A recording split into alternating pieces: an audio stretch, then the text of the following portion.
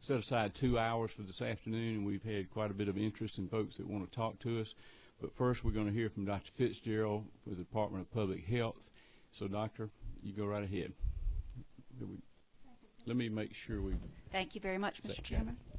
Members of the committee, appreciate the ability to talk to you and appreciate being here. We're going to talk about fiscal year 2014. And again, we want to start with public health's job, of course, is to be part of the governor's strategic goals for Georgia to be healthy and safe. The second slide is our total budget funds for this year. Our budget is $684 million. Of that, 27% state funds, and the remainder is federal funds. If you look at our specific changes, I know that we presented to you about fiscal year 13. There are very few changes for this year. I'm going to discuss those. The first two, under common changes, are simply an increase in the employer's share of the employees' retirement system and increased funds to TeamWorks. Those are pretty straightforward. Again, we have the money for our increased monies for telecommunication, and we want to say again we are very appreciative of that, and we need that enormously because when the department was created, that was not adequately funded. So this will make that possible for us to be within budget. We thank you for that. Under the adolescent and adult health promotion, there is a new item where it's $1.5 million, and that is tobacco funds that will be used for the Georgia Center for Oncology Research and Education Corps and the Regional Cancer Coalitions. And we are very pleased that these two entities have been moved from economic development to the Department of Public Health, and we feel sure that we'll be able to work well with them, and we're very happy that they have been transferred to our department. I'm going to go down now to 37.71. There have been some questions about this, and I want to answer this. These are the reductions for children's medical services, which is $575,000.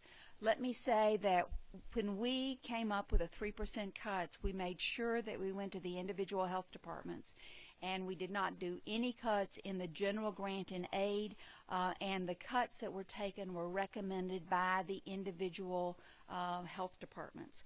The children's medical services, that represents about 5% of the budget, and our districts have assured us that there will not be a reduction in services, and they believe that they can sustain that cut to children's medical services. The second is a more specific program, and that's for genetics and sickle cell. There are two districts that have specifically sickle cell clinics.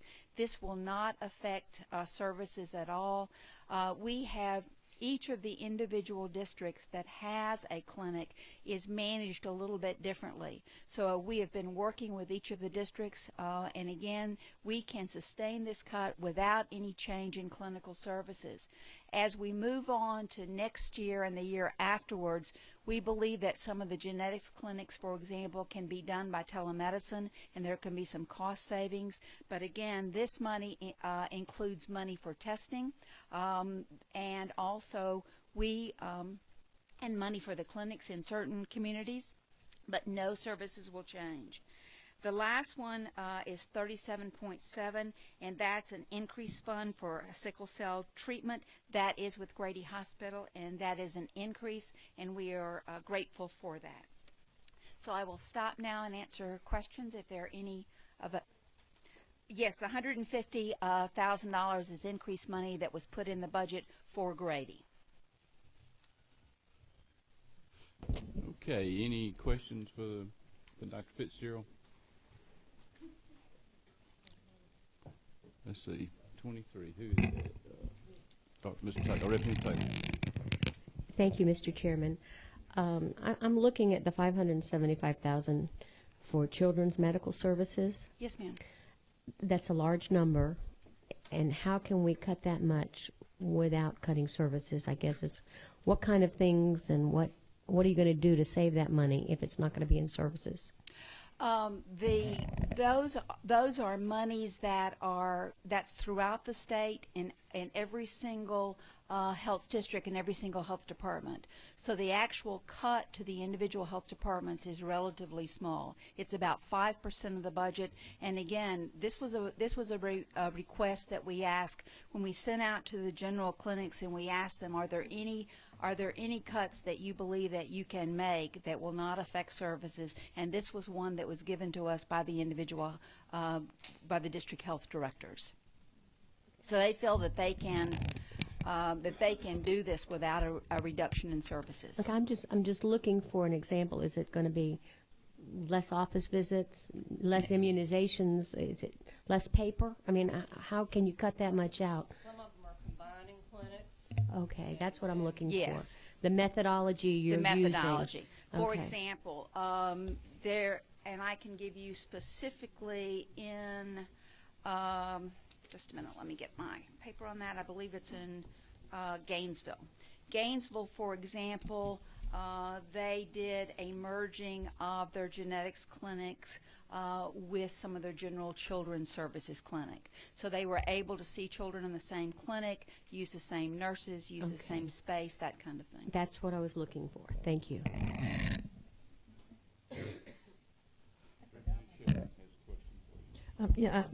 Thank you, Dr. Hi. Fitzgerald. I appreciate the job you're doing. You're definitely doing an incredible job. And Thank you. Anyway, but I have a question about the funding formula, the grant and aid funding formula. I know in the past we'd added funds to hold harmless. Are those going to be included? Are those included in this budget, or? They're not included in the budget this year. They're Okay. in the base. I'm sorry, they're in the base. They're in the base. What you've already appropriated is in the base. So that first 2 years, the counties will still get that first 2 years, but we don't have additional funds for 14 and beyond. Do you know what that amount might be for 14? It's in the neighborhood of about $1.5, $1.6 million. Okay. Thank you. Representative Sheldon helped me remember my question, and it was about the funding formula. Thank you. Because Fulton County was one of the counties that was being helped by that hold harmless money. So could we have a breakdown of what it would take for them to continue to be able to function as they would? We can Certainly. get that information. And the numbers have changed a little bit. I know that when we were first discussing this, there were, we had a breakdown of the effects on each of the counties, and with the latest census numbers, those numbers have changed some, so we will get you an updated amount. That would be really helpful. I think probably everybody on the committee would like to see that. Absolutely. One more question, Get that Mr. to Chair. Margie. I wanted to thank you for all the work that you've done in making the pathways for all the AIDS funding clear to me, and congratulate you for eliminating the waiting list for the AIDS patients. There's nothing in here about that. Are we going to be able to maintain a AIDS program without a waiting list? Absolutely. I mean, I think that we have discovered how to do it, and we have no indication that there's going to be any waiting list in the future. What happens with the precip in 2014? We don't know at this point. I mean, obviously that depends on federal funding, and at this point we have no indication from our federal funders that that's going to go away. And so, I mean, obviously we will deal with that, but at this point we have not had any indication from any of our federal people that is going to, that we're not going to be able to continue that program. So if the precip is terminated by the federal government, it would be at the end of 2013? I think it's 14. We'll get back with you about that. I'd like because I to want to know, be specific about that. so that we know when we're going to, because that would be a big hit in the AIDS program and Absolutely. the hemophilia program, I think. Absolutely. Thank you. And I mean, absolutely. I mean, since we are 3/4 of our budget is federal monies, I mean, obviously, if there are any federal changes, that affects us. Any other questions for Dr. Fitzgerald? Doctor, thank you very much. Appreciate you. being here, and appreciate the good job you and your folks are doing. Appreciate y'all's support. Okay. We're going to go ahead and move into the second part of our program for today. This will be an opportunity for the committee to take input, public input from those who are interested and who have signed up to speak. Let me lay a few ground rules before we get started here. We've had some 24 people that have indicated their desire to speak, and we certainly want to honor that and let everybody have a say. What we're going to do is ask you to speak no more than 5 minutes. If you want to speak less than that, that's fine. If you'd like to give us a handout that we will make sure that everybody on the committee has and has an opportunity to see it, we'll certainly take care of that. So if that will help any of you to move along, we'll be glad to accept those too. But Kate here is our working with us in the office. She's in the governor's intern program, good Georgia Southern graduate. She's going to be our timekeeper for us. And what we're going to do when we call you up, we're going to ask you to start, and we'd like for you to identify yourself and which group you're representing or what the subject is you want to discuss with us. And we'll start with 5 minutes. When you get down to 1 minute, she's got a sign going to show you got 1 minute. And then if it goes beyond the 1 minute, we're going to show you this one. And then out comes the hook. But seriously, we'd like for everybody who wants to be heard, and we want to be sensitive to everybody's time and their desire, and certainly the committee and yours too. So without any more, I've got the list here, and I'm going to go down the list, and we're going to ask you to come up and talk to us. But like I said, please no more than the 5 minutes, and it's certainly if you can have your say in less than that, we'd appreciate that too. So, okay, here we go. First on our list, John Howell. I think, John, let's check that and see if that's on. Yep, okay, there we go. I think we're good. Mr. Chair, distinguished members of the committee, I'm John Howell with the Georgia Healthcare Association. We represent 95% of all the nursing homes in Georgia, a growing number of assisted living communities, and 100% of the source case management agencies across the state. Behind your cover sheet is a copy of the governor's budget with the 2 line items that I wanted to bring to your attention. I first wanted to start by saying a word of thanks to the governor for his leadership. These recommendations are certainly infinitely better than what we thought we were going to be facing when the state departments were asked to reduce budgets by 3% and 5%. The 2 items before you, I know your tracking sheets are different, but I've tried to circle them here. Number 5, dealing with the level of care determination, which is an indirect cut, and number 10, the 0.74%, which is a direct cut to nursing homes and source. So the following slide actually is a thank you as well. It shows the southeastern states and our reimbursement for nursing homes and Medicaid, and we are now not on the bottom of this graph. And for those of you that have been on this committee for some time, you've known we've been dead last. And so I'm thankful to the committee that we've moved from the 2006 cost report to the 2010 cost report, utilizing our provider fee, moving from 5.5% to 6%. Now, that's an important recognition that we're at the 6%, meaning we cannot tax ourselves anymore under the federal guidelines. If we reduce our revenue, in other words, a 0.74% cut, we would have to reduce the provider fee that we pay into, thereby making the Medicaid hole larger, because we wouldn't be able to impose that fee on ourselves.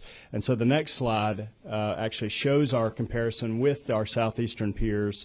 All the states except for South Carolina have a provider fee, and so unfortunately Georgia is once again on the bottom because our provider fee is at the 6%. We pay over $17 per patient day. These are per patient day numbers you're seeing. So for $139.97, we take care of people in Georgia's nursing homes. Your last slide really shows the federal medical assistance percentage, the FMAP, and what that does to these state dollars. It's a $2.9 million reduction or investment that we would ask you to put back into the program, but you can see it has an $8.6 million impact on nursing homes and source. So that's the direct cut. The indirect cut dealing with the levels of care determination. I have heard some testimony from the department in the joint hearing. dealing with those that may not be appropriately placed. We want to work with the department closely on that, but what we don't want to see are people being delayed access, and that people that are in more expensive levels of care, say a hospital or a nursing home, that can't be discharged because of these levels of care determination. So wanted to make sure that we captured that as well in the indirect savings that are proposed in the governor's budget. So I didn't see the sign, but I think, Mr. Chair, I think that concludes my remarks unless there are any questions. John, thank you very much. Yes, sir. Next on our list, Paul Bolster. And after Paul will be Dr. Robert Geller, I think it is. Okay.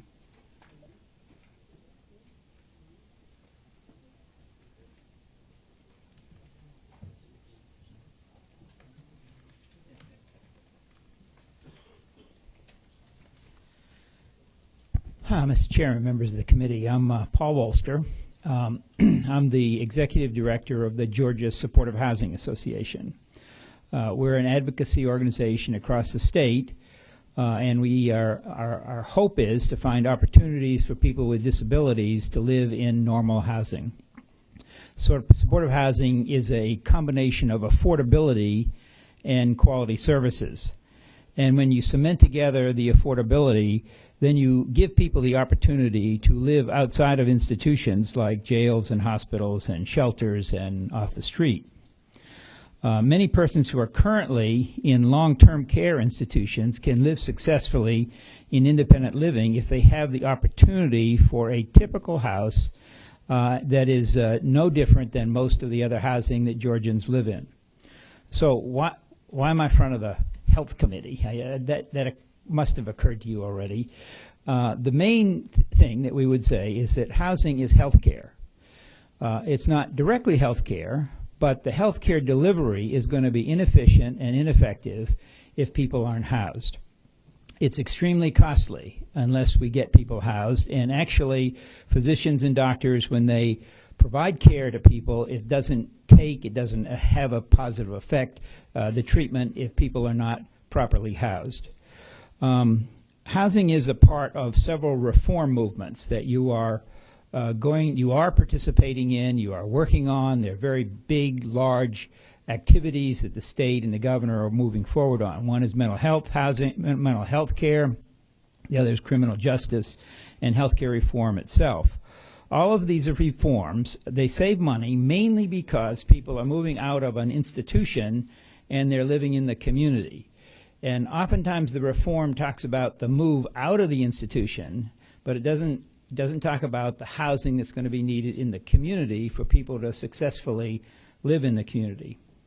Mental health is our opportunity to kind of get some guidance on this issue because of the U.S. v. Georgia settlement with the Department of Justice. We are getting a lot of experience and understanding of how supportive housing actually works. It's providing us a blueprint because we're mandated by the settlement to provide a certain amount of supportive housing. And so we're learning a lot from these particular programs. One of the things that's important about the DBHDD budget, and I know that's on another committee, I'll explain how this kind of comes together at the end in my conclusion. The DBHDD budget didn't cut service providers. The governor found a way not to cut $9 million out of the service provider community because that is indirectly related to the success that these organizations are having under the settlement. The settlement has goals for housing. It says 9,000 people will be served with supportive housing by 2000. Some of that is coming out of the state budget. You have a 5-year program in place that started with 116 people getting rental support. In 2013, there'll be 800. In 2014, there'll be 1,200. And in 2015, 2,000. That's a statement that comes from the settlement. That's a goal outlined in the settlement agreement. So you might want to learn, what I hope is that the state learns some things from this experience that's going on. These 116 people need to be studied carefully to see what kind of cost benefit and what success came out of those particular placements. They've been there long enough. We know where they were before, and we know what their program is, so we need to see whether or not that's been cost effective. One thing we do know is that there's a 92% stability, housing stability rate for these chronically homeless people. Now, not all of them were homeless. 17% came from hospitals. 44% came from actually from the street or from shelters. 92% of those are staying in the housing. Criminal justice reform is potential that 5,000 people with mental illness are in the state prison system. We have accountability courts, and we support the governor in that respect. There needs to be housing connected to those so that you can have more difficult to serve people served under them. In terms of health care reform, I know you're going to look into, there's a committee you're going to work at Medicaid. There are two things. One of the things, if you went to the current option of having health homes, that's where you integrate mental health and medical health, medical care into one organization and you capitate it. We would be very supportive of you doing that because that organization would want to do housing.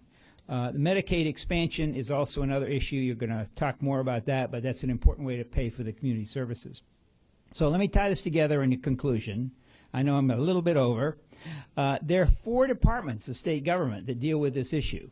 And one is DCH with its Medicaid program. The other one is DBHDD with its mental health services, Department of Corrections, and finally the Department of Community Affairs that controls all the federal housing dollars.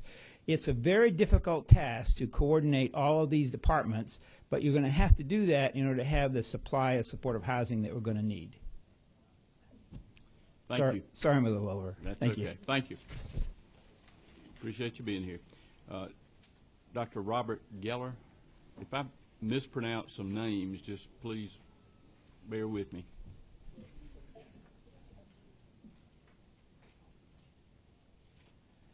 Good afternoon, Mr. Chair, distinguished representatives. My name is Dr. Robert Geller. I'm a physician who is a medical toxicologist. I'm the medical director of the Poison Center, the Georgia Poison Center, which is the only poison center in the state, which serves the entire state and serves members of every county last year and in every year since 1988 and longer back, but I haven't been here that long before 1988. We are here today to remind you of what the various things we do, because most people in their mental image think of the Poison Center as the place that people call if their kids get into something by accident. But in Georgia, we have a much more expanded role. We are the people who are involved in triage for animal bites, trying to keep people out of the hospital when they have exposures that don't require health care, and also involved in assisting public health in handling concerns that come up after hours when local and county health departments are closed.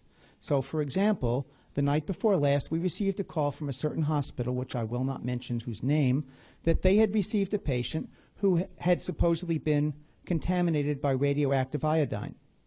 They were concerned about that, didn't know quite what to do, and getting ready to close the hospital's emergency department when they called us for advice.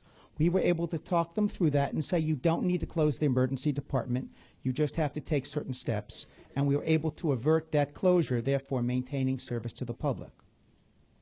This is the kind of thing that we do 24 hours a day, 7 days a week, 365 days a year. We have been funded by the state since 1971, and when the ARRA came into effect in 2008, because we live on FMAP matching, when the FMAP rate went up, our state money were cut. But when the FMAP rate went back down, we never got back our state monies. We got back part of them. And so we have been living on decreased funding since then. And less funding means less people to answer the phones, which means more wait time. If you have more wait time, it means people hang up and go to the ED, where we as state citizens wind up paying the cost at a lot higher rate. The number's been calculated multiple times. The most recent number calculating last year is for every dollar invested in Poison Center services, $13.39 is saved. Since we live with FMAP money, if you put in money, about 2/3 of it comes from the federal government as well.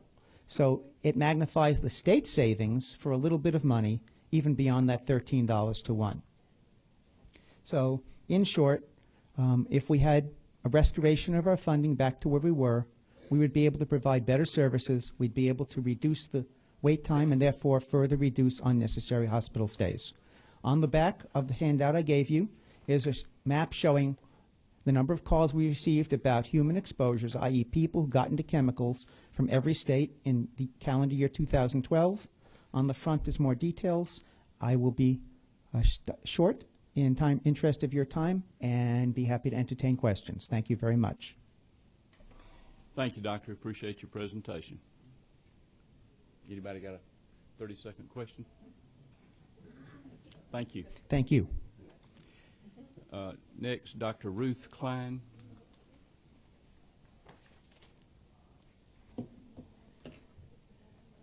Good afternoon, and thank you for allowing me the opportunity to present to you. I come here as an OBGYN who practices in Athens, Georgia, and I'm serving as president of the Georgia OBGYN Society, so I'm speaking on behalf of the obstetricians and gynecologists in the state of Georgia. The first order of business I would like to discuss is thanking you and your colleagues in the legislature for passage of the continuation of the hospital fee. We feel this has tremendous benefit to our citizens in continuing to fund the Medicaid program in our state for years to come. I've just had a map distributed, and this is a demonstration and shows you in pictorial images the crisis that is present in our state. You will notice that all of those counties, which are in the darker green color, are without obstetric providers. Most recently, on December 22nd in Burke County, we had the hospital close that did at that point require for the single obstetrician to relocate his practice to the Augusta area. This is now 40 counties in our state that are not without an OB provider. There have been statewide manpower surveys completed, and it demonstrates that in the next 10 years, if this current trend continues, that over half of the counties in the state of Georgia will be without OB providers and services. Why do we have this trend? I'd like to answer some of those questions. We have, number one, we have the retirement of many of our elderly physicians. And many of these physicians have been the workhorses in our rural communities, and they will no longer be there. It is without, I think no one will challenge the fact that obstetrics and gynecology is probably the most physically and mentally challenging specialty in medicine. We work 365 days a year, 7 days a week, 24 hours a day, and babies are not predictable as to when they arrive. We can't close for holidays, we can't close for Sundays, we have to be able to provide those services. That requires not only a great deal of work, but also it involves often long hours of sleep deprivation. We know that's not safe care. There have been many manpower studies that now question the ability of any individuals to provide and complete their job to an appropriate level with 48 hours, 72 hours of sleep deprivation. This definitely affects the quality of care in addition to the access of care. We are not graduating enough obstetricians and gynecologists in our continuing education program, in our, graduate medical education programs in order to continue to support the needs in the state of Georgia. We estimate that 50% of the current graduates of residencies in Georgia leave the state. We suppose this is related to the passage of legislation in our state that is seen as intimidating or threatening to the OB community and the practice of obstetrics in our state. We have inadequate tort reform in our state. I don't know a colleague who has not been sued. And of course, lastly, Medicaid reimbursement. That's what we're here to discuss today. We estimate that 60% of the deliveries in the state of Georgia are covered by Medicaid, and that in our rural areas, this is 70 to 80%. Without the Medicaid reimbursement being able to be maintained at a high enough level, the physicians who are dependent upon Medicaid patients may not maintain their practices. All right, I'd like to comment on 3 areas in the 2014 budget. I'm going to speed up. First, OBGYNs are the primary care physicians for women. We are on slate to get a 0.74 cut in our services. CMS is not designated as primary care. The state of Georgia historically has designated OBGYNs as primary care physicians. We asked for this committee in the legislature to put in place that OBs are indeed primary care physicians for women, such that we can avoid this 0.74% cut. Secondly, we fully support the quality initiative to avoid elective, non-medically indicated deliveries before 39 weeks. OBs are currently paid for 9 months of work following the delivery of the child. If the delivery of the child affects the fact that a physician is not going to be paid for 9 months of work, physicians will not be able to stay in business. We've been working with Commissioner Fitzgerald to try to preserve this quality initiative. All right, my time is up. I'd like to ask questions. I apologize that I did not get to say everything I would like to have said. Thank you, Doctor. We appreciate you coming, and we hate to restrict everybody to 5 minutes, but we've got so many, we feel like that would just be the right thing to do. Be happy to talk to you offline later. Okay. Thank you for taking the time to be here today. All right. Any questions to ask before I make the phone? Thank you. Mm-hmm. Next, Martha Phillips.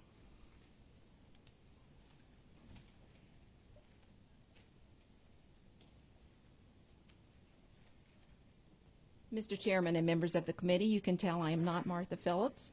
I am Nelda Green with the Georgia Dental Association. Martha's good, but she's not good enough to be in 2 places at one time. So I am also here to talk with you about the 0.74% cut to dental fees. We are very concerned about this because, unlike other providers, dentists have already taken numerous cuts since the CMOs came into existence in 2006. AmeriGroup in Peach State enacted 15% cuts in rural counties and 25% cuts in urban counties almost immediately.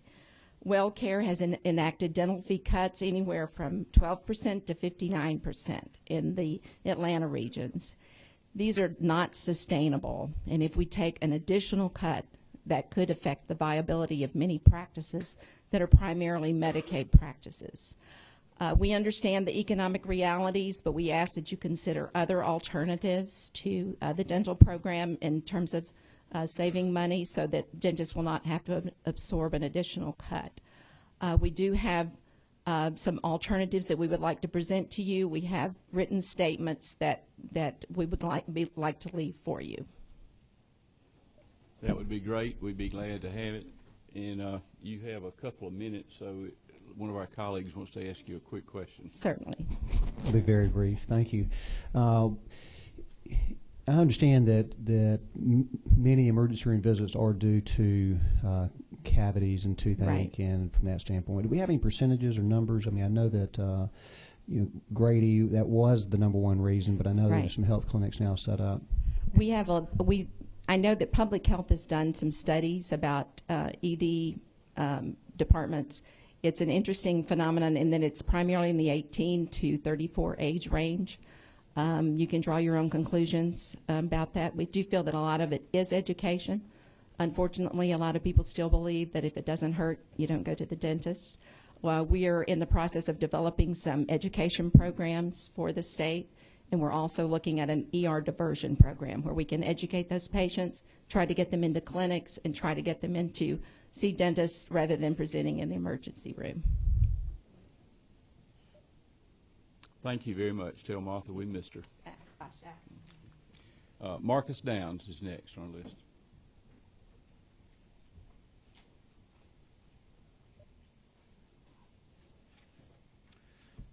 Mr. Chair and members of the committee, my name is Marcus Downs. I'm with the Medical Association of Georgia. Medical Association of Georgia represents over 7,000 physicians in the state, both small group practices, private practices, and we also represent some large groups. So we have interest from several sides of our organization, and we want to be sure to let you know what some of their concerns were. We first want to really extend the thanks to the General Assembly, the governor's leadership, and the leadership of your committee and your participation in restoring the cuts that were implemented after the 2011 0.5% cut. One of the things that our physicians realize is that even though the economy is extremely tight right now, when there is an upswing, we realize that the General Assembly does have physicians and healthcare in mind, and they do everything that they can to make our healthcare system whole. So we appreciate that. One of the things that we're concerned about is the 0.74 cut that's been recommended in the governor's proposal. We understand that that would affect several areas of specialty.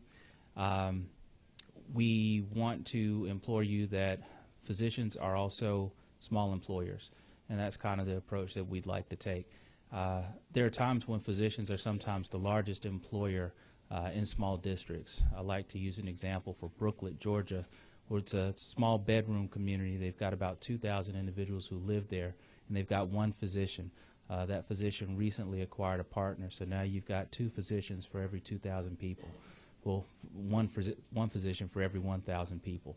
That is tough. They employ about 12 individuals who work in their office, and when Medicaid cuts continue to decline and when they stay at a flat rate, it makes it very difficult for them to be able to keep the offices open. We're not talking to you specifically about payment. We're also concerned primarily about the care that's able to be afforded to people in Georgia. When those doors are open with those 12 employees, and you sometimes see Medicaid payments that may come in a little bit late, they trickle in, it has an impact on the practice. And the practice then has to compromise its care for people in that community. We are concerned about that. We are concerned about the 0.74% cut, not only as a matter of business, but as a matter of being able to provide sustainable care for the citizens in Georgia. We do have some recommendations that we would like to share with you. We've got a lot of people who say that some of the Medicaid cuts are problematic because we've got a lot of patients who demand Cadillac care without taking responsibility for some of their own care. One of the things that people have been concerned about is overtreatment, and a lot of people like to call that defensive medicine. So they would recommend that there be greater patient support when it comes to looking at these issues. We've got a list of requirements for pre-authorization and pre-certifications that might make Medicaid use more consistent with Medicare. And we've got a litany of things that I will present to the committee in writing, but I don't want to absorb any more time. But I'm happy to take any questions that you have about the comments that we have made thus far. Okay, we've got about a minute. Any questions? Thank you, Mark. Thank you, sir. Next, Dr. Robert Wiskin and Dr. Samai. Okay.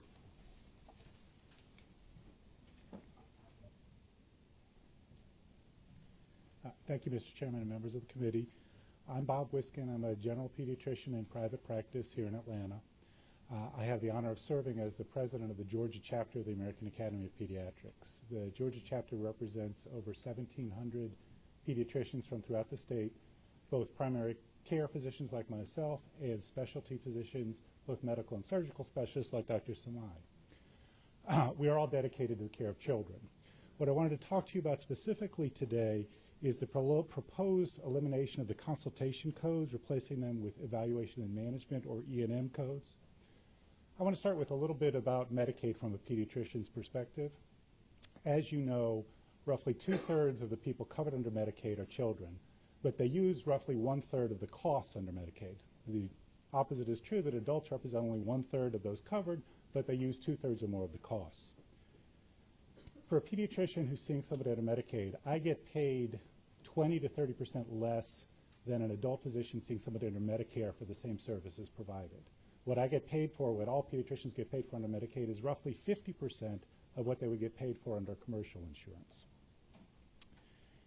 The fees for Medicaid have stayed flat for 12 years in this state. So we've got a climate that we've created where it's hard to see patients under Medicaid. Then if we look at it from the subspecialist point of view, so the specialists are pediatricians who have additional training in medical specialties or surgical specialties. We don't have a lot of specialists in Georgia. One of the handouts that I've provided for you looks at 12 areas of pediatric specialties, and for 11 of those 12, on a per capita basis, there are fewer specialists in Georgia than there are on the national average. and it's lower by 22 to as much as 200%. So there aren't a lot of specialists in pediatrics in the state of Georgia. And for economic reasons, it's hard to recruit them. Many specialists either don't see Medicaid or see a limited number of Medicaid patients because they can't survive otherwise economically. We train specialists in the state, but many of them leave because of the economic climate here.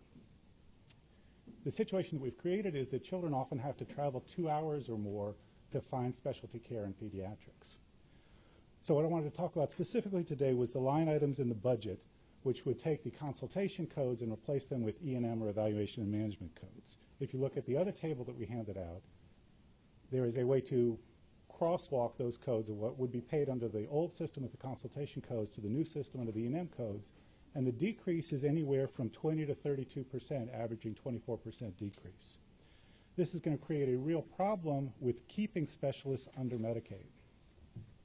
The total in the budget, if you look at the three items under ABD, low-income Medicaid, and peach care, is about $5 million. I want to give you a quick example of when I might use a specialist like Dr. Smine, then I'm going to ask him to talk about his experience as a specialist under Medicaid.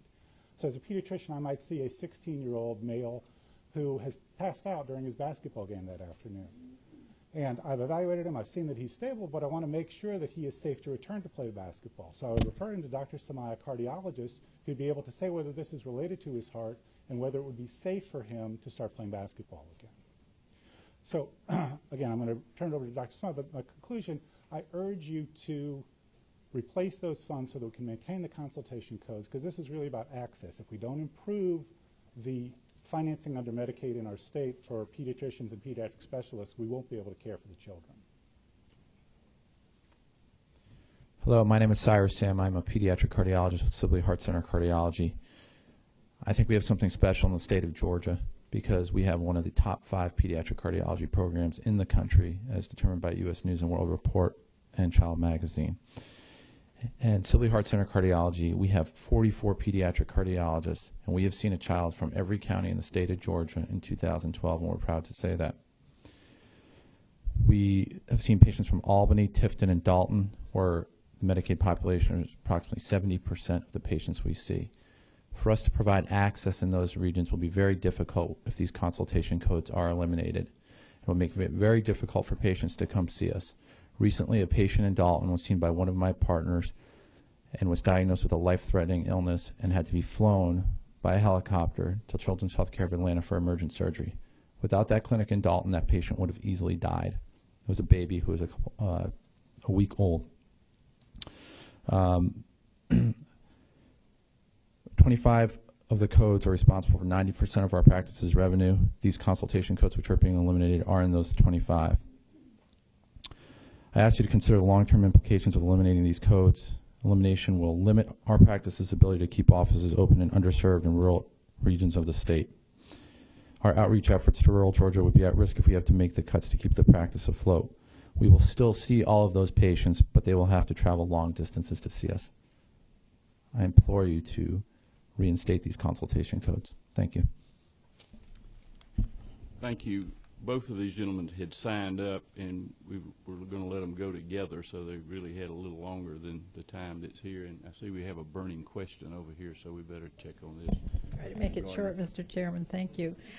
Let me see if I understand this. Pediatricians are considered primary care physicians? Both pediatricians and pediatric specialists. But the specialists are not in that category. I mean, the primary care physicians are going to get an enhanced rate under Medicaid? Glad you brought that up. So under the Affordable Care Act for calendar year 2013 and 2014, right, Medicaid fees are going to raise to the Medicare level. The intention of that was to recruit physicians to see Medicaid, to take physicians who either weren't seeing any to start seeing it, or those who were limiting what they see to see more of it. So you are correct that for 2 years, the effect of eliminating the consultation codes will be partly ameliorated by the increase in the fee schedule. I think, though, what we risk is not achieving the goal of that increase. We're not going to recruit new physicians to see Medicaid patients. And at the end of the 2 years, when the fees drop back down, we're going to get some of those who are seeing them who are going to drop back or drop out. Thank you.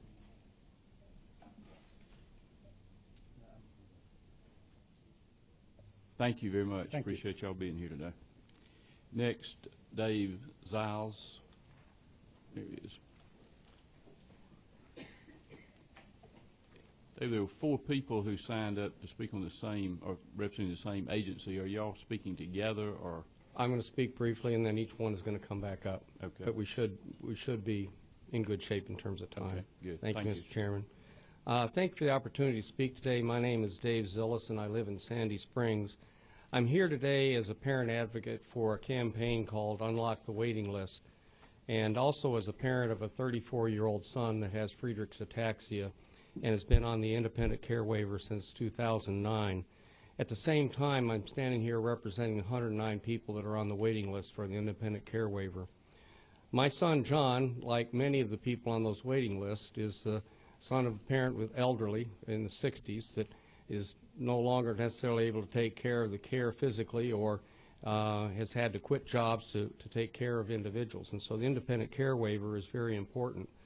The Unlock program is focused its advocacy mainly on people with physical and developmental disabilities, and the goal of the campaign continues to be eliminate or reduce waiting lists for home community-based services that support people with disabilities who work and live in Georgia. And I want to emphasize the word work, because you're going to hear from some people that this waiver has allowed them not only to live in their community, but to actually go ahead and work, and more importantly, their parents go back to work.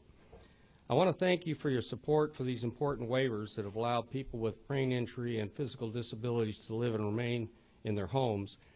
And it's not very often that you get to see the impact on individuals' lives as a result of important decisions you make during this budget. Today we have 3 individuals that will quickly tell their story, how the ICWP waiver has impacted their lives.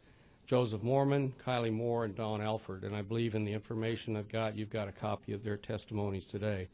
So I stand here today really asking you to consider funding 100 waiver slots for the existing 109 people that are on a waiting list. It's about a $1.6 million ask.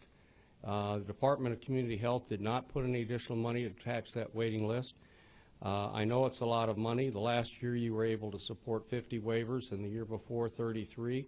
And so any type of work that this waiver means allows people that you're going to hear to live independently, as well as allowing their parents to work and care for their lives. So I thank you for your consideration, and that's all I have to say. I would like to have you hear from these 3 wonderful people. I don't know who's first. Joseph? Okay.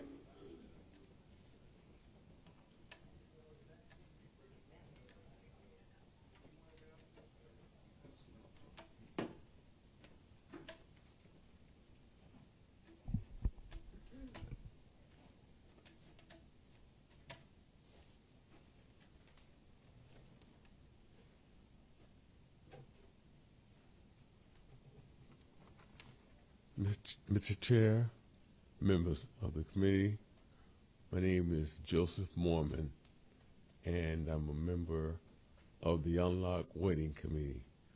I'm here to tell you about my story about how the Independent Care Waiver Program has helped me. In 2007, I was diagnosed with a nerve disease, which at that time appeared to the doctors to be life-threatening. I was sent to a nursing home. At that time, I was being pushed in a wheelchair. With intensive amounts of both medical and treatment and physical therapy, I was able to recover and use a walker. I stayed in the nursing home for 2.5 years. I would like to thank the Independent Care Waiver Program for helping make the transition for the nursing home back into the community. I've had assistance from the ICWP since January 2010. Through this program, I was able to move into my own 2-bedroom, 2-bathroom apartment. The Independent Care Program provides me with nurses assistants to assist me 8 days a week and 8 hours a day, 7 days a week. The nurses assistants assist me with my daily needs, such as shopping, housekeeping, exercising, and meal preparation. My nurse's cooking saves me time and allows me to volunteer for several organizations. My walking has improved as I usually use a cane, but some do some walking while assistance as well. Now I'm very active in the community. I'm the vice president of People First of Atlanta, an organization that supports and advocates for the rights of disabled people. Last year, I was a phone bank captain for the President Obama re-election team. I serve as the resume team leader at New Life Community Center Social Service Ministry. I also teach Sunday school and sing with the gospel and men's choruses at Central United Methodist Church. I'm also the treasurer. That's a volunteer job for the Georgia Microboard Association. With the help I receive from ICWP, I now live a fulfilling life and get a chance to help people who really need it. As a member of the Unlocked Waiting Committee, I would like to ask for additional funding for the 109 people on the waiting list. Any questions of me? Just want to thank you very much for making the effort to be here with us today. We appreciate you being here. Thank you. I appreciate you having me. Thank you very much, sir.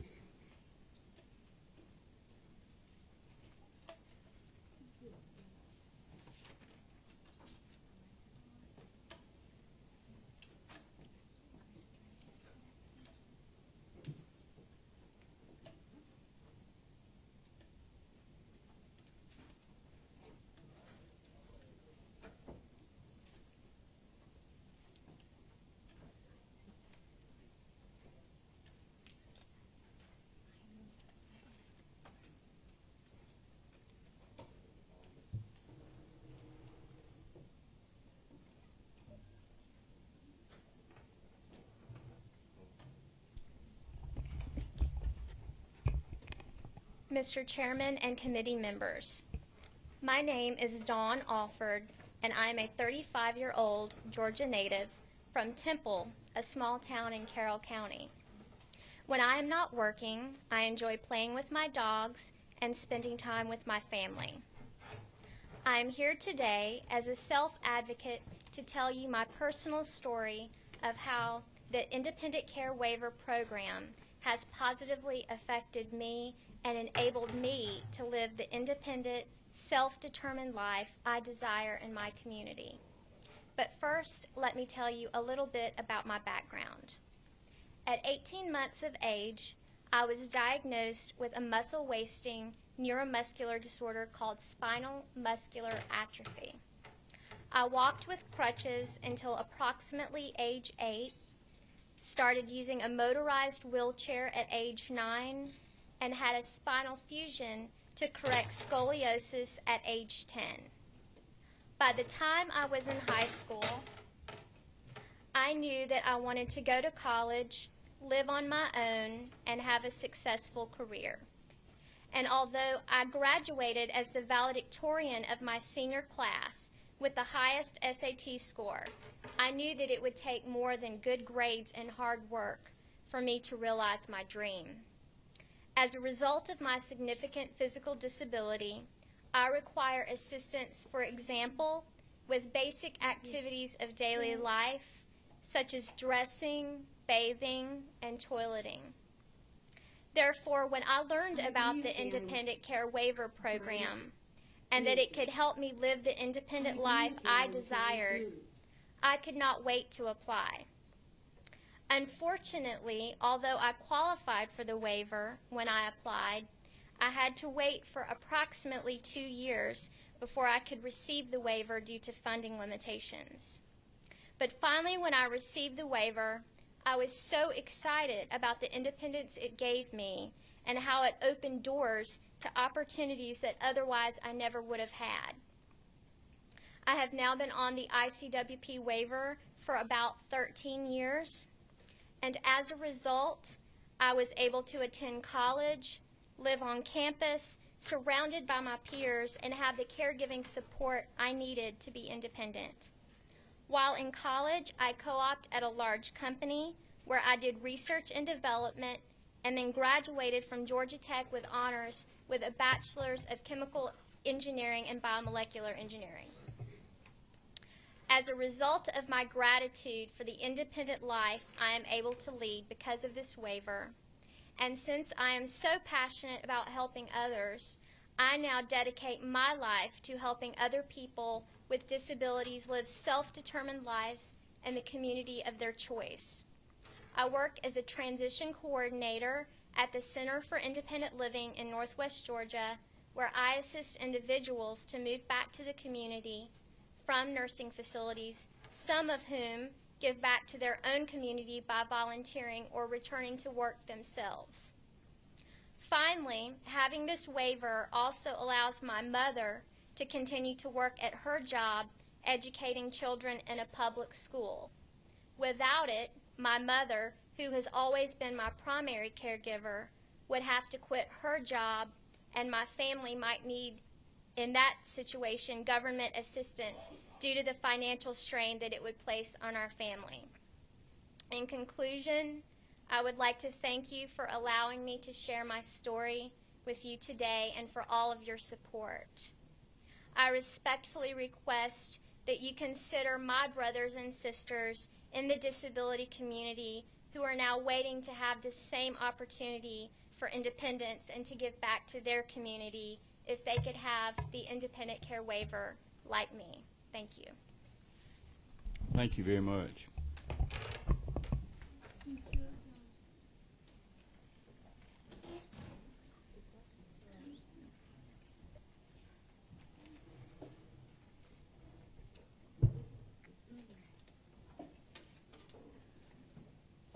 Good afternoon. My name is Kylie Moore. I'm here to tell you about my story. But I had the independent care waiver help me become more independent. In order for you to understand me, I'll be using my communication device. Please let me know if you have any questions. Thank you. Last year I completed a fellowship at Georgia State University called Me Georgia. Thank you for your time.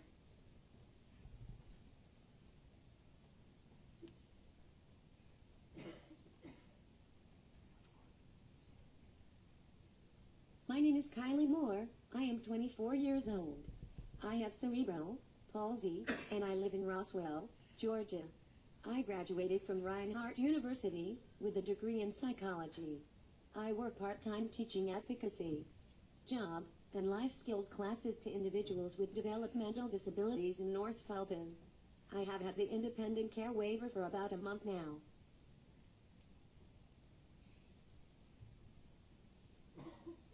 The waiver has made me more independent. My personal assistants have been able to take me to work, 2 different speaking engagements, advisory board meetings, and to different social activities.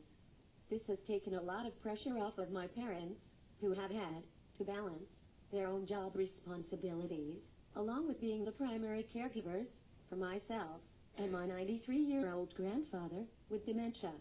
I know that the independent care waiver program will benefit me even more when I obtain a full-time job. I was on the waiting list for about a year. I cannot thank you enough for releasing the funds that have allowed me to receive the independent care waiver. I encourage you to continue to support the Medicaid waiver programs so that more families can receive the services that they need within their own communities.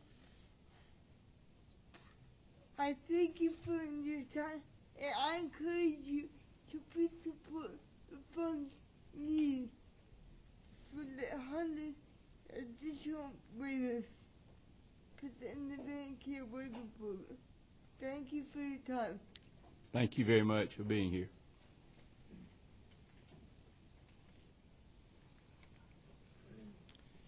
Next, Jeff Cornett.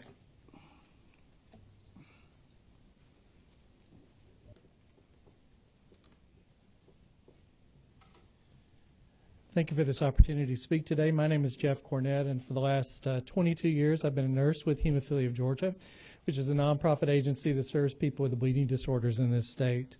I'm not going to go into a lot of details about the disorder. If you have questions, I'll be glad to talk about it anytime.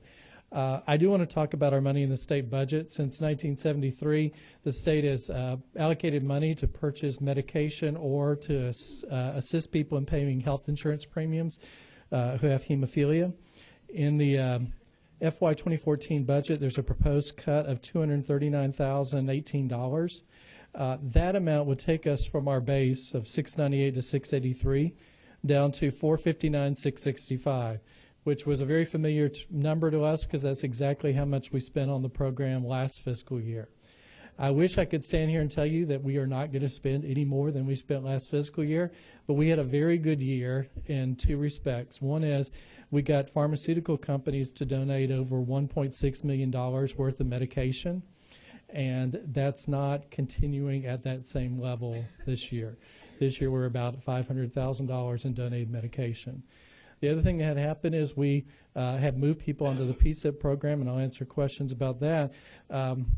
PSIP is fairly inexpensive when compared to COBRA payments.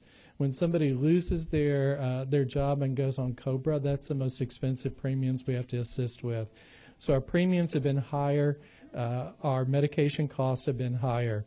So we anticipate for the next fiscal year that we can lower the cost somewhat. We're looking at around $681,162 in the cost of the program. However, we cannot take a cut of the magnitude proposed because we just cannot get down to where we were last year. In terms of the PSIP program, I can tell you we've been very intimately involved with it. When the Affordable Care Act was passed, it set up the pre-existing condition insurance plan. It's something that we, people with hemophilia across the country, advocated strongly for. It's a temporary program that from July 1st, 2010 to December 31st, 2013, set up a temporary pool so that people who did not have access to insurance could, due to a pre-existing condition, could be covered. Congress only appropriated funding through December 31st, 2013, and I can tell you, at least with our conversations with HHS, that's when it's ending. Anyone can go to the website for PSIP. It's pcip.gov and click on About Us, and it'll tell you it's ending before December 14. So the reason for that is because with the Medicaid marketplaces coming, with the insurance marketplaces coming online, people are going to have the opportunity to purchase insurance, and we're looking forward to that. The problem that we're going to run up in with Georgia is that our people currently on the hemophilia program, if they make less than 138% of the federal poverty level, will not be on Medicaid because we're not expanding. So those people will still require the assistance of this hemophilia program. Now we expand Medicaid, we're done. We're not coming anymore. We're through with our program. But without that expansion, we need to still have money in the budget to cover those people up to 138% of federal poverty level. Thank you. I'll be glad to answer any questions. Quickly, yeah, what did you say your total budget was? The base is $698,683. And they're cutting, the proposed cut is $239 to that? Yeah, number? $239.18. Okay, thank you. It's 100% state funds. Good. Thank you very much. Thank you. Nancy Paris. Okay. Linda Lowe.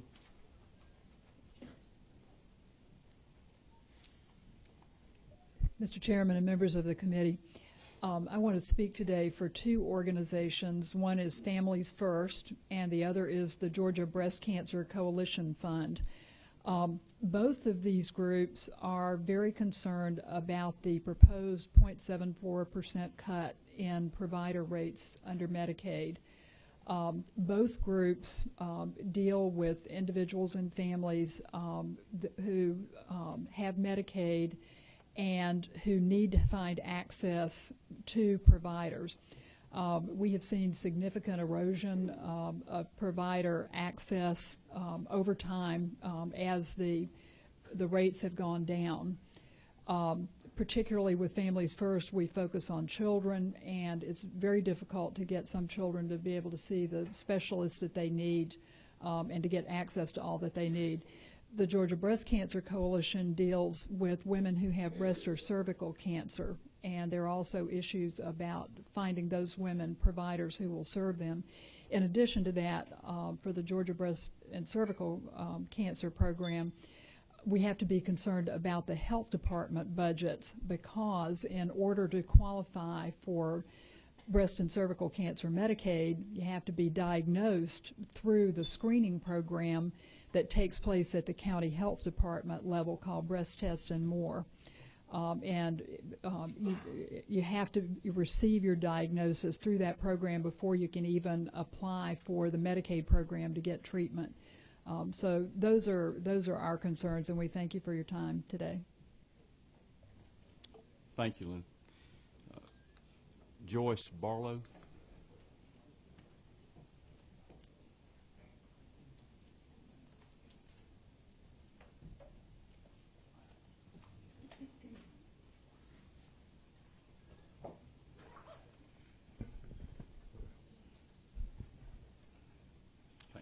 Good afternoon, Honorable Chairman and Honorable Representatives and those that serve on the committee.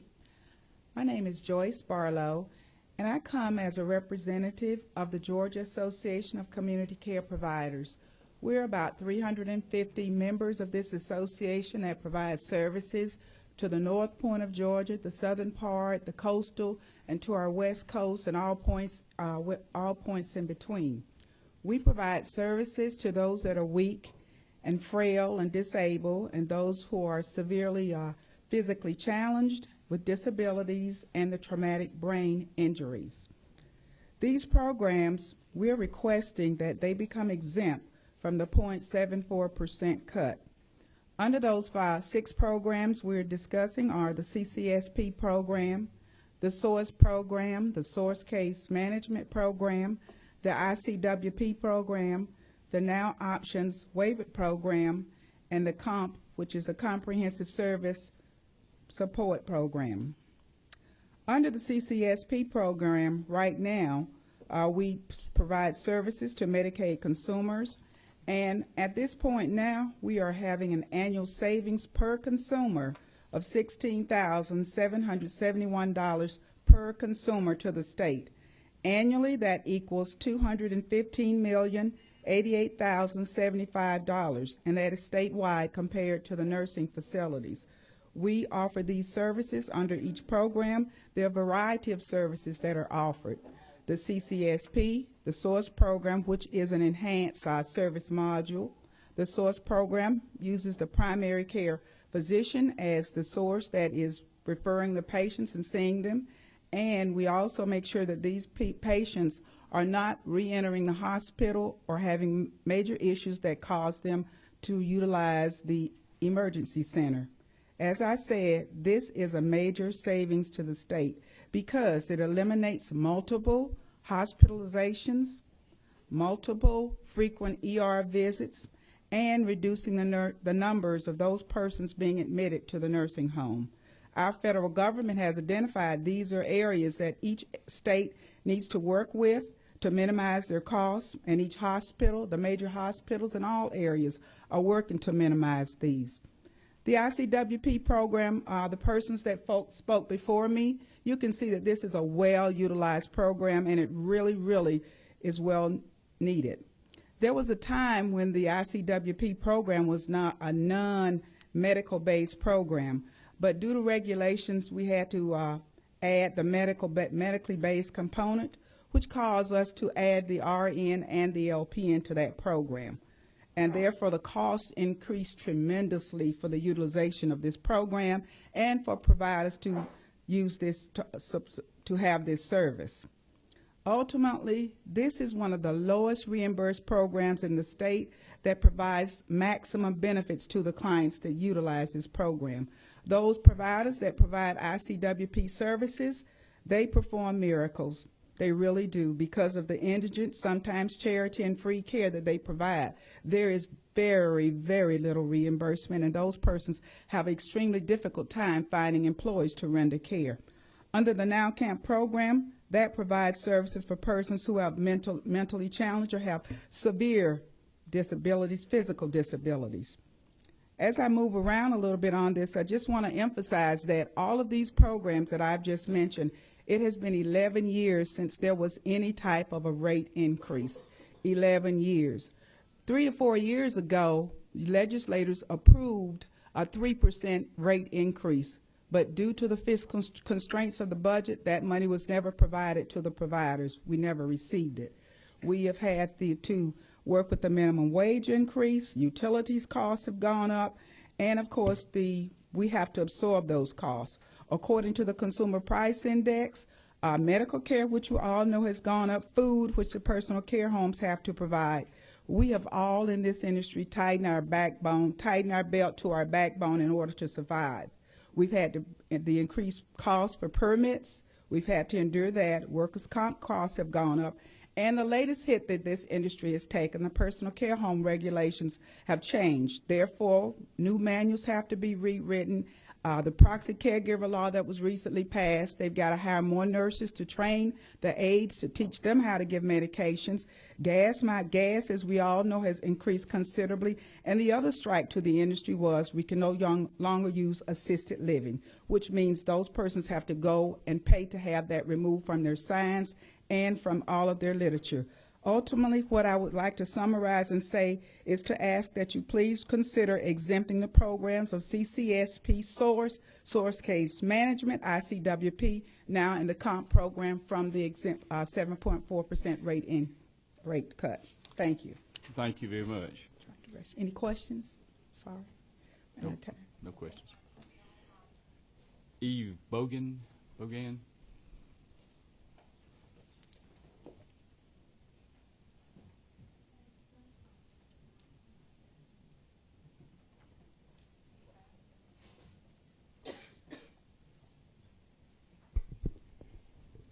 Mr. Chairman, members of the committee, thank you so much for letting me speak. My name is Eve Bogan, and I'm president of the Service Providers Association for Developmental Disabilities, SPAD. SPAD is Georgia's largest association for providers of community-based services for individuals with developmental and intellectual disabilities in our state.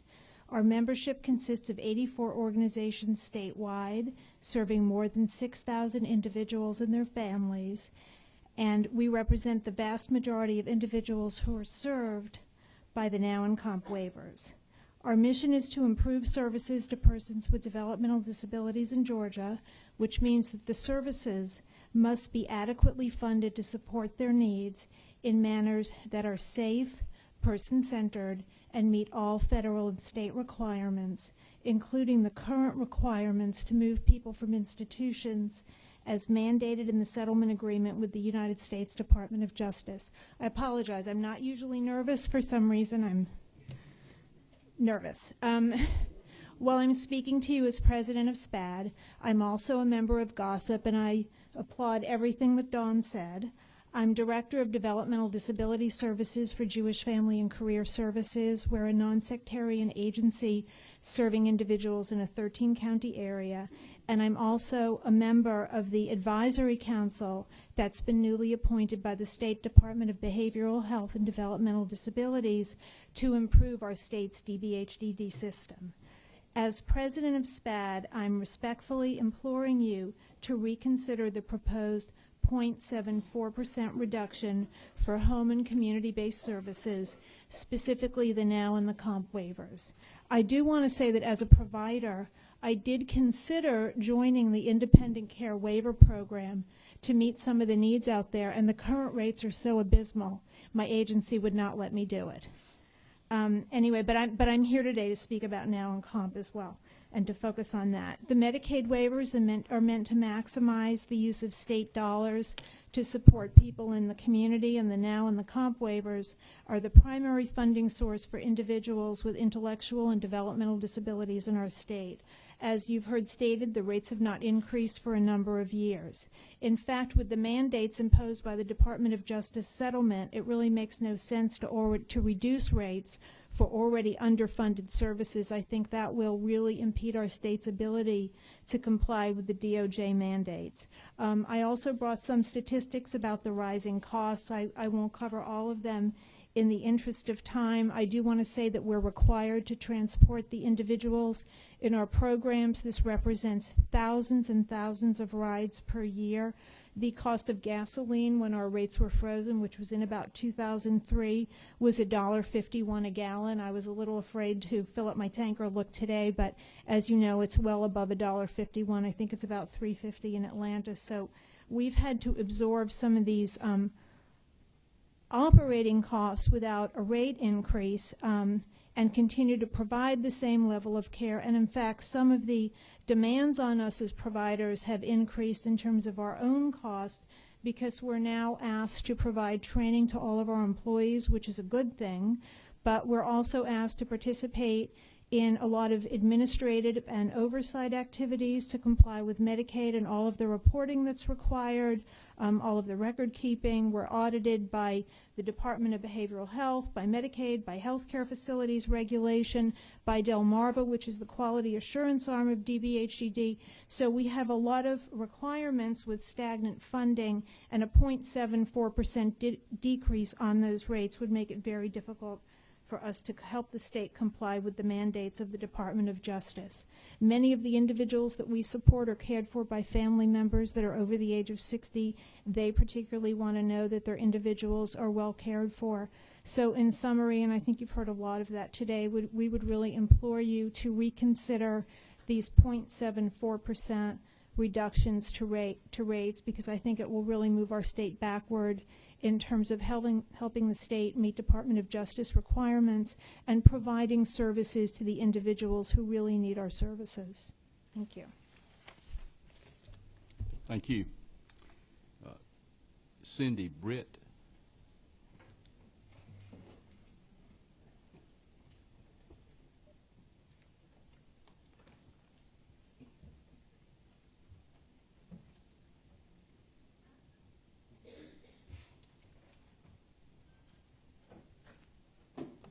Good afternoon, Chairman and committee members. Thank you for your time. I'm Cindy Britt. I'm the president of the ARC of Carroll County, and more importantly, cousin and guardian to Ray, Billy, and George. All three were born with intellectual and developmental disabilities.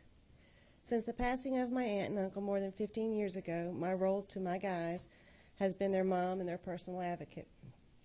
My aunt spent her entire life fighting for the rights and services of her boys and others like them, making many trips, taking time off work to come to the Capitol like I am today to ensure that they're not overlooked. As a relatively young mother, my boys are 51, 58, and 63. I cannot express loudly enough what a severe impact any budget cut would have effect on their waiver funding would have on my family members and others. And I too am nervous. My guys, they receive community-based support and go to a day service program funded through their comp waiver. During the day, they choose to go to a center where they can work and socialize with their peers. They can go bowling, bicycling, enjoy art club, garden club, and such, allowing me the time to work and have peace of mind, and I know that they're safe and enjoying their day. My guys also receive home living support, which is funded by their comp waiver, which allows them to live with their lives as close to normal as possible. And isn't that the ultimate goal of the state of Georgia, to afford the opportunity to our adult children with developmental disabilities the right to live as we do, or any parent for that matter, wants to see their children grow up and live their lives to their fullest potential. I self-direct the community living services for my guys, which means I personally hire the folks that work for them.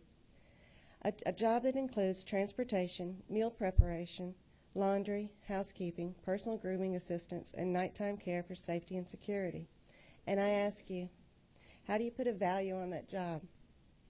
And I'm going to try not to cry. Well, you don't start by decreasing the budget intended for their care. Perhaps consideration should be given to reduce the layers and layers of administration in the Department of Behavioral Health before targeting the people that they are charged with serving. Or get rid of one of the multiple organizations like Delmarva, which repeatedly survey and question individuals and their families regarding services needed. I actually sat on one Delmarva interview with my nonverbal cousin where they asked him about his services. He can't speak. Please understand that the slightest reduction in budget to these vital services would devastate the lives of Georgia citizens with special needs, their caregivers, and their families. And I'm going to conclude with saying, a wise woman once said, "It takes a village to raise a child." Well, consider that it takes an entire state to raise and care for an individual with developmental or intellectual disabilities, and we really shouldn't let them down. And I'll get my picture back. Thank you. We have it over here for you.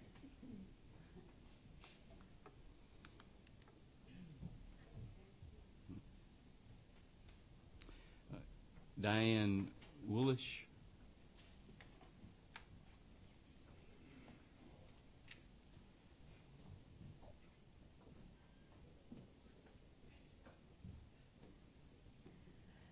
Good afternoon, Mr. Chairman, members of the committee.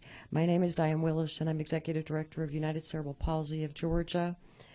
I have worked with individuals with disabilities since 1978 and devoted 35 years of my professional experience to assuring people with disabilities have a rich and inclusive life in the community. UCB of Georgia was founded in 1964 and supports over 400 individuals statewide with an array of disabilities including CP, autism, and intellectual disabilities.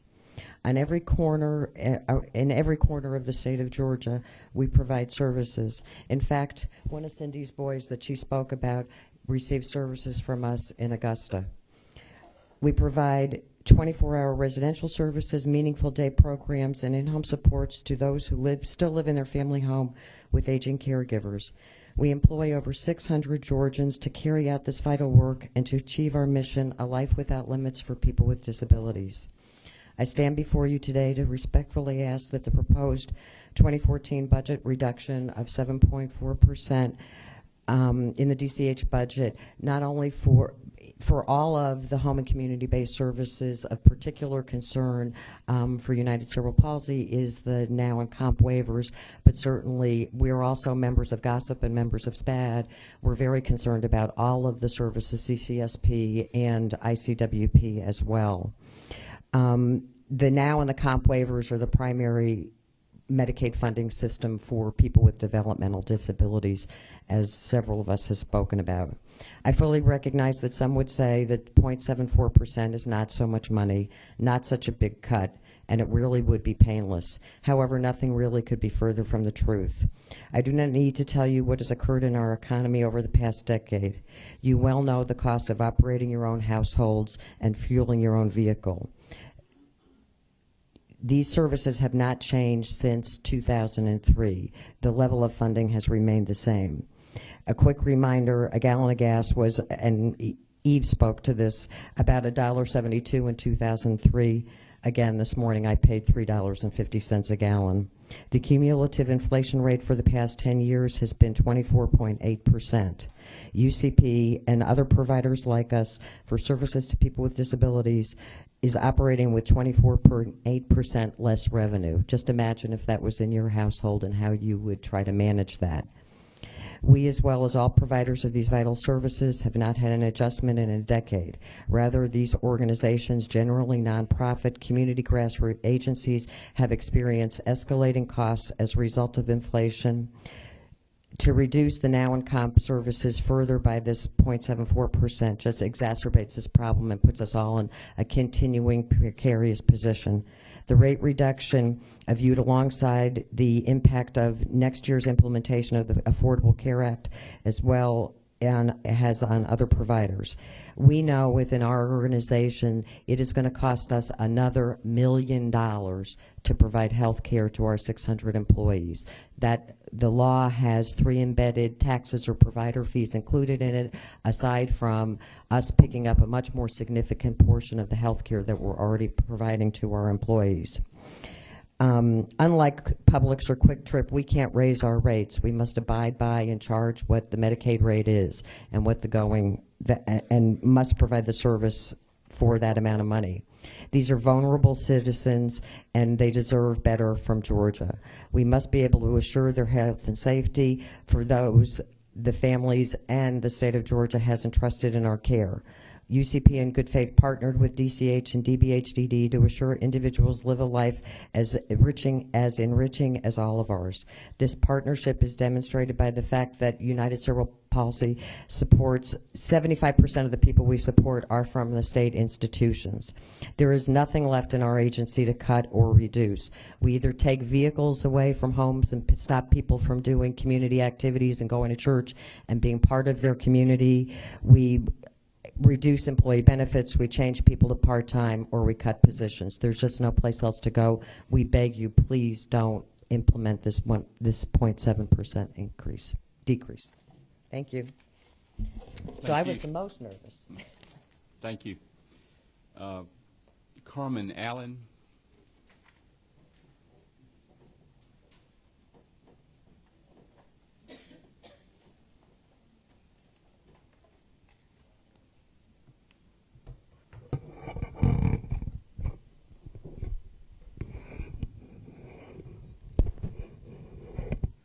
Esteemed Chairman and committee members, my name is Carmen Allen, and first I want to thank God for allowing me the health to be with you today. I thank God I live in America, and to you all for allowing me the opportunity to speak today. I am an autistic adult. I am a mother of children with disabilities, and I have been advocating for children for over 12 years. I came to my advocacy after my son was placed for 2 weeks in what a teacher referred to as a black box. I couldn't find help 12 years ago. So after my son's graduation, I made a promise to God that I would help others. I never knew where this would lead me. And here I am today. I'm here to speak on behalf of those children and unsuspecting parents who cannot afford to be here today, much less hire an attorney or an advocate, when our federally mandated state agencies and nonprofits can't or won't help. Somehow, desperate parents find me. I don't advertise. I don't have a business card. In 2005, I was trained by our state P&A, Protection and Advocacy Agency, to advocate for evidence-based behavior therapies, often referred to as positive behavior supports. There were over 200 of us trained to do the same. It was after noticing a pattern of children being harmed that I decided to look into this evidence-based therapy. No one told me or the other advocates that these therapies may cause harm. I decided to speak up, but was denied public input and retaliated against for doing so. 2 other adults with autism were retaliated against too, and my colleague was sent a letter from the Georgia Council of Developmental Disabilities basically telling him, as a member of that committee, that he was not allowed to share his ideas and stories, but to promote the position of the GCDD. Children are being harmed, and in some cases, dying, and some are looking the other way. I'm sure the lobbyists and the special interest groups, nonprofits, and state agencies are not more important than our children. At least I hope not. As good stewards of our tax dollars, we need you to ensure that our hard-earned tax dollars are spent on effective therapies, not therapies that are considered evidence-based but result in harm. We need to stop ignoring the harm data to children and their families and figure out the return on investment when funding evidence-based therapies. Otherwise, we leave vulnerable children to be used as guinea pigs and unsuspecting parents with no recourse. My colleagues and I are asking our leaders to stop funding dehumanizing evidence-based therapies in our budget. No child should fear going for therapy in a state-funded therapeutic center, in their community, or any other community-based program or school. The evidence-based therapies have been used since the 1970s, and we've been using them in the Georgia Network of Education and Therapeutic Services, known as GNETS, since the 1970s. In fiscal 2010, the funding for this program was $64 million in state funds, and a state audit shows the dismal results. The audit can be viewed online.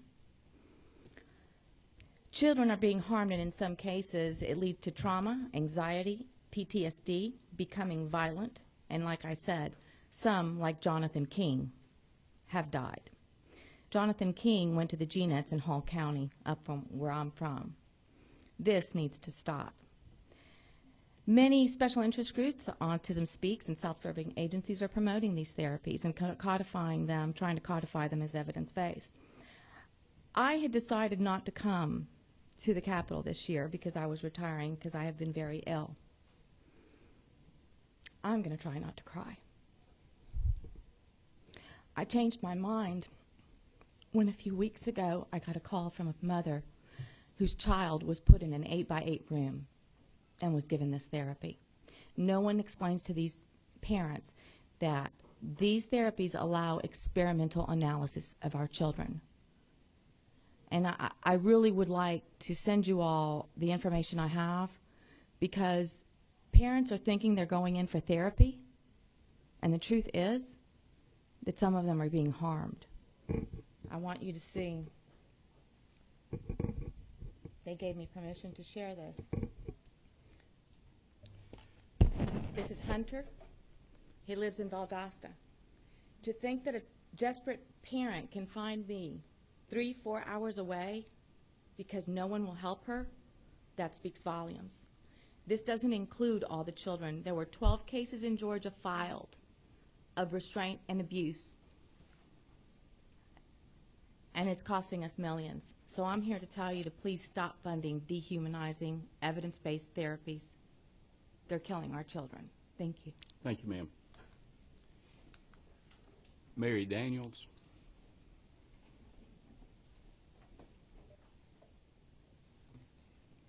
Mr. Chairman, distinguished committee members, my name is Mary Daniels, and I'm Executive Director for the Georgia Chapter, American College of Physicians. So I'm speaking to you today on behalf of internal medicine physicians in Georgia, and there are several items in the budget that DCH has proposed that would have an impact to these physicians. Particularly, internal medicine includes primary care and specialty physicians, and the change in the consult codes to be E&M codes would have a direct impact on the reimbursement to those services.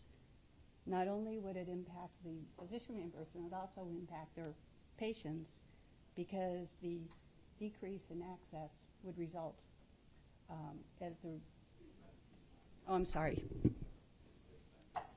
Not only would it impact the reimbursement to the physician, it would also impact how many participate in the program in terms of access for those patients. So specialty care, as we heard from pediatrics, will become an increased problem for specialists. Also, it was mentioned that Medicare actually had made the same change in CMS, and they did, but at the same time, they increased E&M codes by 1% for internal medicine. So the impact was not a negative.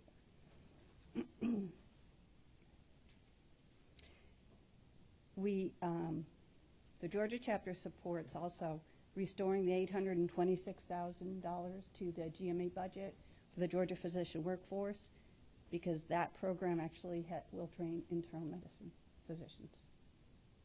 Okay. Thank you. Thank you, ma'am. Ned Morgans.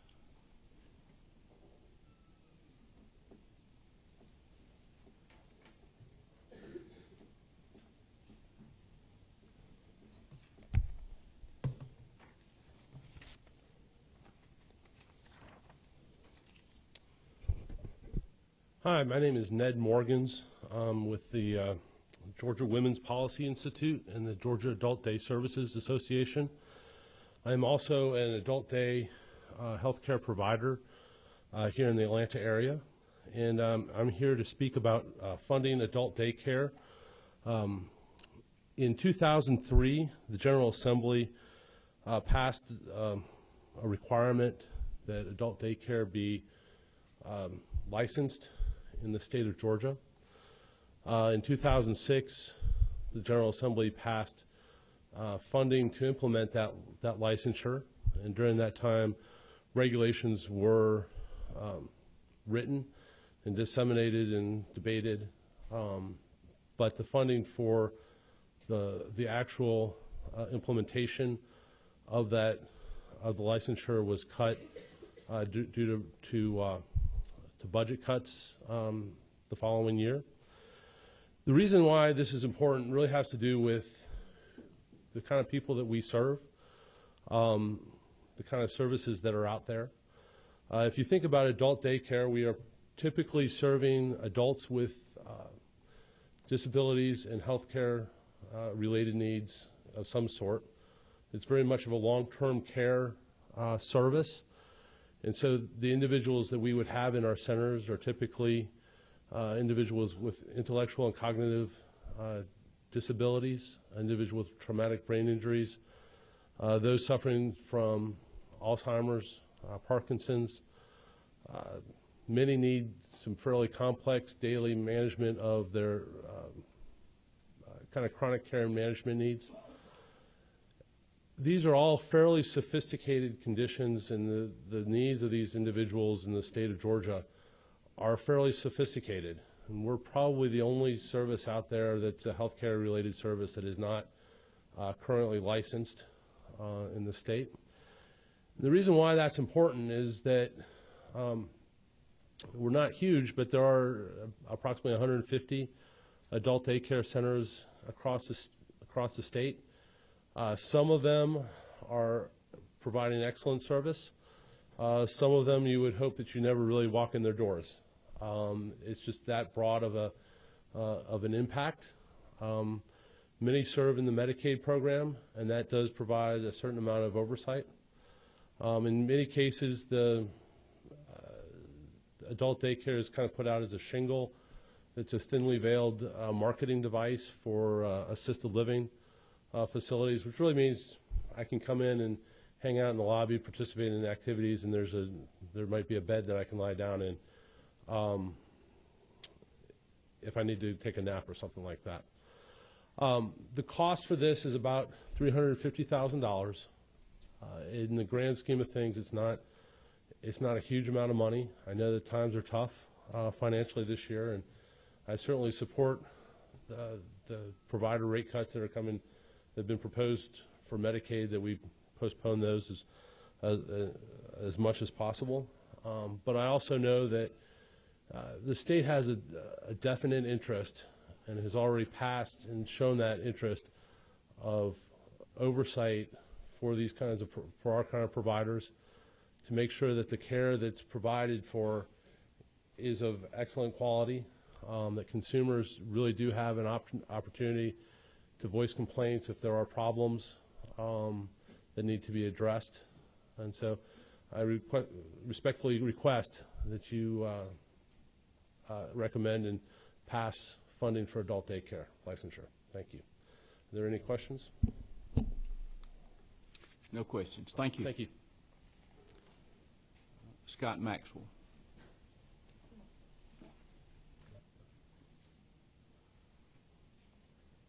Thank you, Mr. Chairman, members of the committee. I appreciate your time today. I stand before you on behalf of the Georgia Public Health Association today, and I want to talk to you about whole harmless funds, which I think most people on the committee are familiar with, but certainly happy to answer any questions about them. As you know, in the fall of 2011, the Department of Public Health instituted a new formula that distributes the funds that goes to county health departments. And when they did so, there were winners and losers in that process. I think everybody will tell you the new formula was long overdue and much needed, but in order to soften the blow to those 41 counties that lost funding, and some of them lost significant funding, Chatham, DeKalb, and a few others, we're in or close to the $1 million range. As you know, the new formula is phased in, and what we have started to do is also phase in what we call the whole harmless funding, that puts a floor for those 41 counties, that they don't lose money from their budget more than they had 3 years ago. So you put it in the FY11 amended, the FY12, and the FY13 budgets, and I'm asking today that if you'll include it into the FY14 budget as well.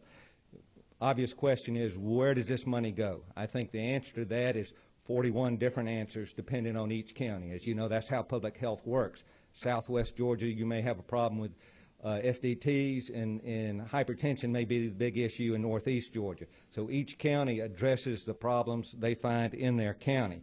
I'll remind you of a statistic that you've heard from Commissioner Fitzgerald, that the state is 815 public health nurses short of what the accepted standard per capita rate is. And I'll also remind you of a recent op-ed in the AJC that really talks about how much public health has accomplished in this state since, in the General Assembly's great wisdom, you created a separate and independent Department of Public Health. Things are really going well. Things are getting done. Yes, like every other agency, they're having to do more with less, but this hold harmless money would go a long way to help those counties who lose under the new formula. And we appreciate your consideration of that, and I'd be delighted to answer any questions. No questions. Thank you, sir. Thank you, sir. Thank you. Chuck Clay.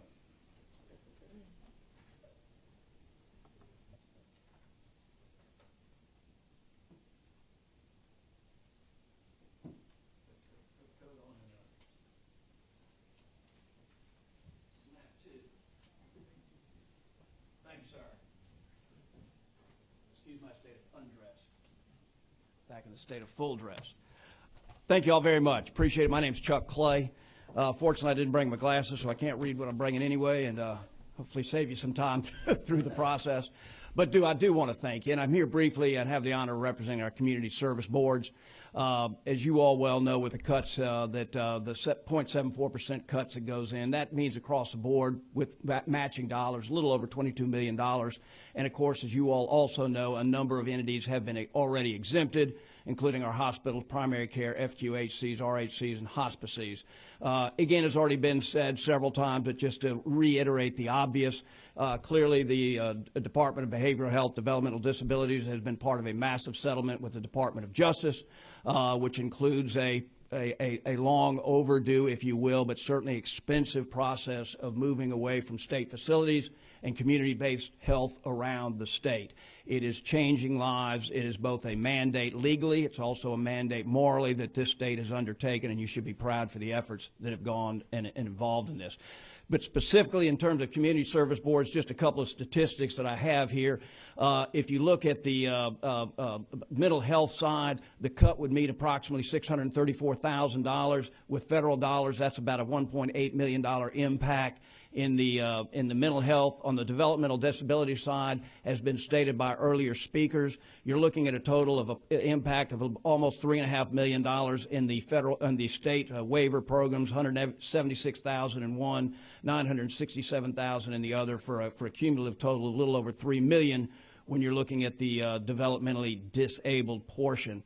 In all, the impact of this cut is approximately almost $10 million, with about $3.3 million of that being your state budgeted dollars when you look at the cuts in both of these arenas.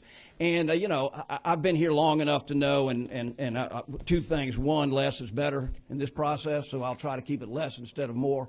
But secondly, that I didn't come here. I realize I've been around enough state budgets to know you can't add unless you take it away from somebody else. So I'm not here to ask for you to do anything, except I'm also fully aware that the budget process is a moving target at best.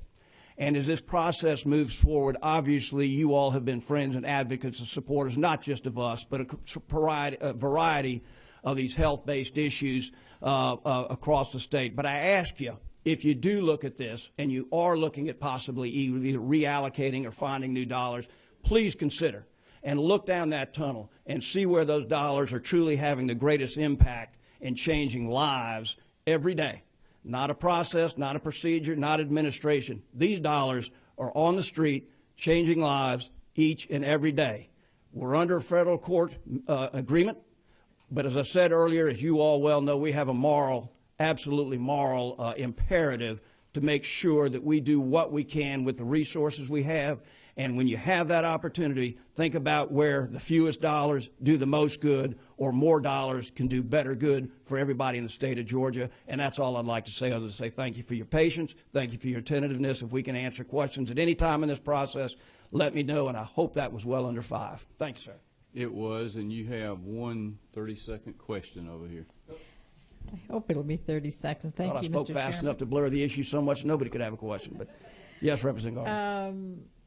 I'm, as you know, a huge supporter of Yes, what the CSBs are doing in our community. I have had some inquiries about the association and whether or not state funds are being used to fund the association, which is a separate 501c3 as I understand it, and whether these entities are putting significant state dollars into an association that comes to lobby. So this is not a personal issue. It's an inquiry for me to understand if state money is being used to lobby. I mean, a direct answer to that is their funding comes from a variety of different places. And if you wanted to take it down to the purest, simplest level, my answer is always yes. But they raise dollars from the local, both private entities. They also raise dollars from their own associations in the communities. They also have local dollars, maybe from a municipal and counties. The pots are blurred, if you will. Certainly the money is not blurred, but it's hard for me. Money is pretty fungible. And I never want to stand in front of this group and say, under no circumstances could this not be the case, but they separate it as much as possible, but I don't want to ever say never. I guess I really wanted to alert you to a concern that I had. It's always a concern, and thank you very much. Thank you. Nancy Paris.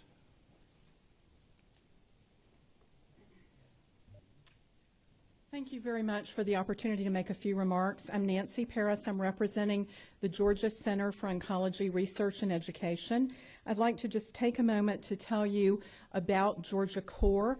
We have a recommendation in the budget to be attached to the Department of Public Health. We're very pleased about that, and to receive $275,000 in key infrastructure funding.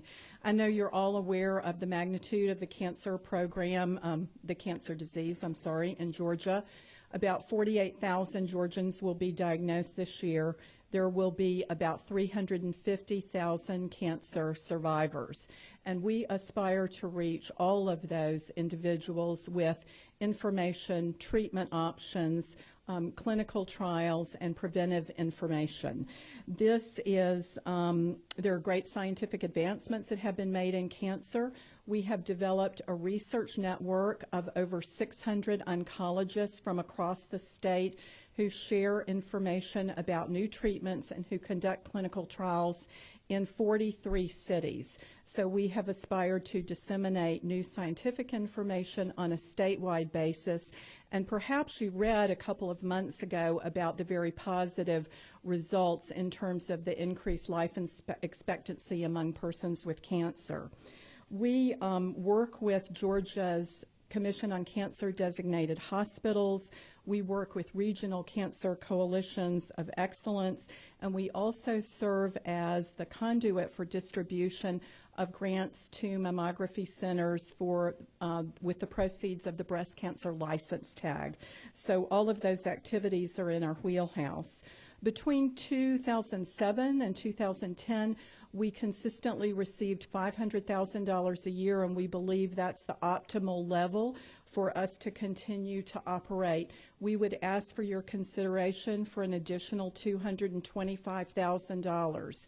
I have information to provide to you on our budget, which is about $2.5 million. I said this is a public-private partnership, and we bring in money from research contracts, from federal grants, from philanthropic sources to supplement the state dollars. Our administrative overhead has reached an anemic 5%.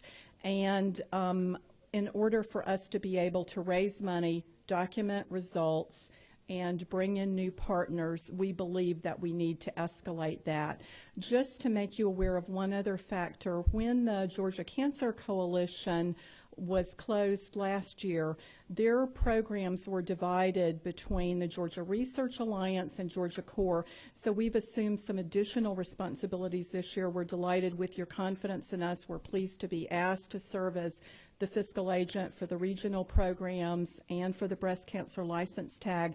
But again, we ask for your consideration for this additional $225,000. Appreciate your work. Thank you for your consideration, and I'm happy to answer any questions. Okay. No questions. Thank you very much. Thank you, sir. Appreciate it.